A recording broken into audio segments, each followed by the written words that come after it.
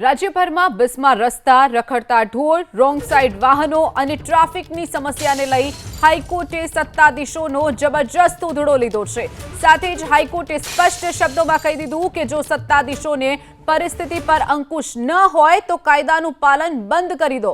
વારંવાર હુકમો છતાં પણ અમલવારી દેખાતી નથી, જેના કારણે હાઈકોર્ટે નારાજગી વ્યક્ત કરી છે। Justice A.S. સુપહિયાએ અને જસ્ટિસ R.T. વાછાણીએ ખંડપીઠે સ્પષ્ટ કહી દીધું કે હવે સમયે ઉદારતાની વાત નહીં થાય। બે જવાબદાર અધિકારીઓ અને સત્તાવાળાઓ વિરુદ્ધ ચાર્જ ફ્રેમ કરવામાં આવશે। તો અગાઉ આ કેસની સુનાવણીમાં હાઈકોર્ટે રાજ્ય સરકારને સ્પષ્ટ કહ્યું હતું કે નાગરિકોના જીવને જોખમમાં મૂકતા અને આડેધડ વારંવાર નિયમોના ભંગ કરતા કે કાયદો તોડતા તત્વો વિરુદ્ધ સખ્તાઈથી અને લોખંડી હાથે કામ લો।